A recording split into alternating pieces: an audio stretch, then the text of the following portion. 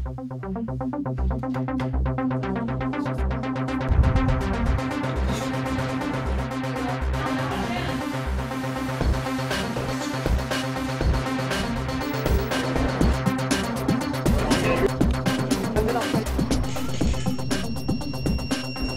à bout de 2 minutes, je commence à avoir des ratés d'équilibre et avoir mal aux oreilles puis des bourdonnements intenses. Puis là, je dis, voyons, il n'y en a pas ici, là, ça se peut pas.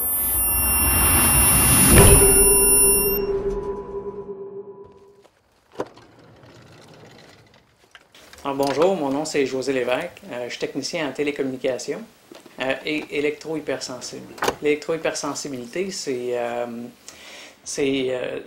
d'être sensible aux champs électromagnétiques, aux radiofréquences, aux ondes que dégagent les cellulaires, le Wi-Fi ou les appareils comme les compteurs intelligents ou la console de jeu Xbox qui fonctionne sans fil.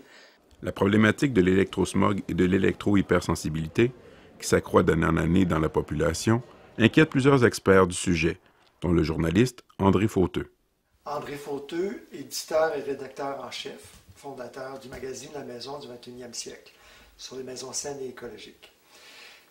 Les gens ne le soupçonnent pas parce que les symptômes sont non spécifiques, c'est-à-dire que ce n'est pas une seule cause qui peut causer des maux de tête, de l'insomnie, de l'acouphène, des problèmes de peau, des problèmes d'humeur, la dépression, des tendances suicidaires à la limite, des cancers.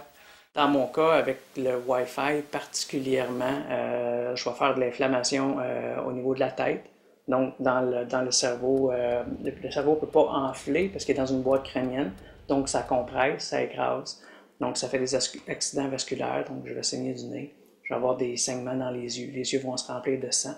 Selon la Commission canadienne des droits de la personne, il y a 3% des Canadiens qui ont reçu un diagnostic d'hypersensibilité environnementale. Ça peut être hypersensibilité aux produits chimiques et ou à l'électromagnétisme. Alors 3%, ça c'est les gens qui sont très très très malades, souvent qui ont perdu leur emploi, ne peuvent pas fonctionner en société, ou c'est trop pollué. En fait, il y a beaucoup plus de gens qui en souffrent, mais donc les symptômes sont moins sévères, mais on parle de 5 à 10%. Je crois que ce qui m'a rendu hypersensible, c'est le fait d'être exposé aux radiofréquences quotidiennement, à tous les jours. Donc, j'étais technicien aussi en informatique. Donc, j'installais du Wi-Fi. Puis, dans mon camion, j'étais sur la route, je recevais des formations en roulant ou je parlais à d'autres techniciens en roulant pour savoir les jobs, où ce qui était rendu, ou pour moi savoir ce que je m'en allais faire chez des clients en particulier. Donc, je suis un bon utilisateur de sans fil.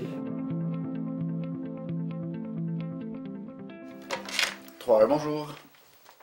Oui, c'est lui-même. Stéphane Belensky est technicien en hygiène électromagnétique.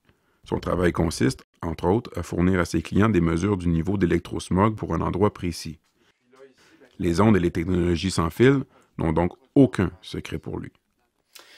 La situation de l'exposition artificielle des champs électromagnétiques va aller en augmentant fortement dans les prochaines années. Les choix politiques et économiques que les gens ont faits, non seulement les gouvernements, mais les consommateurs, vont vers des appareils sans fil de plus en plus. Pourtant, la controverse des micro-ondes est loin d'être exclusive. À force de faire des recherches là-dessus, j'ai vite compris pourquoi l'électro-hypersensibilité est devenue un sujet très controversé.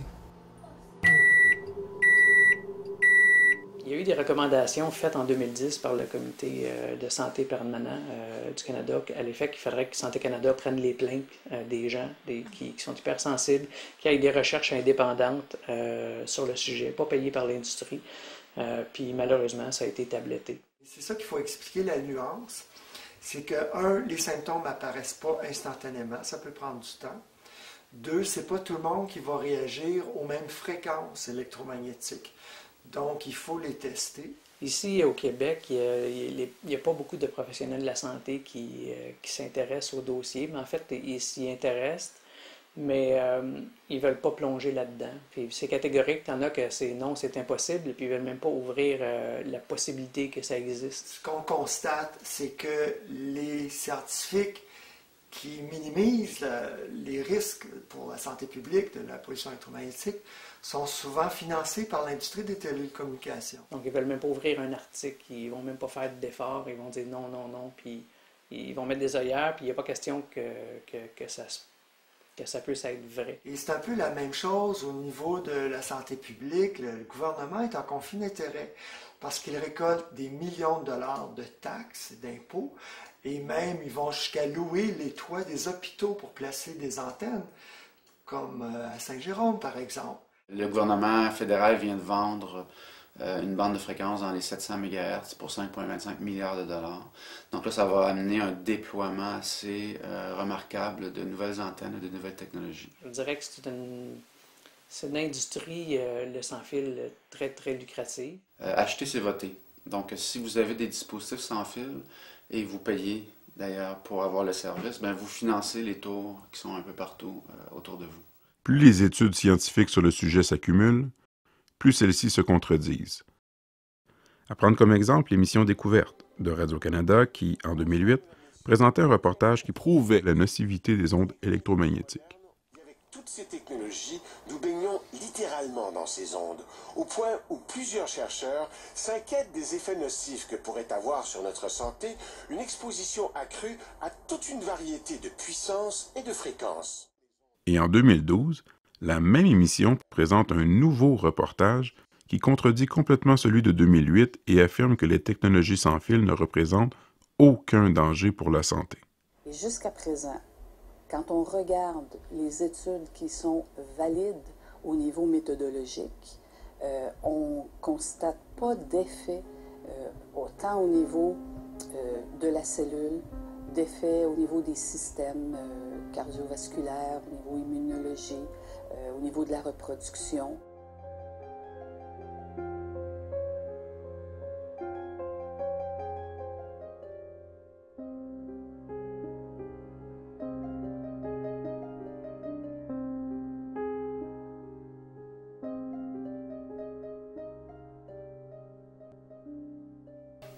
Il y a des grands chercheurs dans le domaine qui se sont fait traiter d'être alarmistes, mais leur réponse, c'est plutôt que la situation est alarmante. Heureusement, pour les électro-hypersensibles comme José, la situation n'est pas encore désespérée. Il existe plusieurs mesures de protection que ceux-ci peuvent adopter pour réduire leur niveau d'exposition à l'électrosmog. On offre une vaste gamme de produits d'atténuation qui vont aller des peintures, des métaux de blindage pour les champs magnétiques, des gaines protectrices pour les champs électriques, des vêtements pour les gens qui sont en déplacement et qui veulent avoir une atténuation des champs électriques haute fréquence sur la peau. Exemple, on était à des remises de diplômes au cégep. Okay. Au cégep, je sais que je vais pouvoir passer 1 heure ou 2, puis qu'après ça, les oreilles vont bourdonner, je vais avoir mal à la tête. Puis quand j'y vais, ben, je mets une espèce de bandana qui est faite en coton, tressé avec du fil de cuivre. Donc ça a l'air d'un morceau de tissu comme un autre, mais ça bloque les radiofréquences.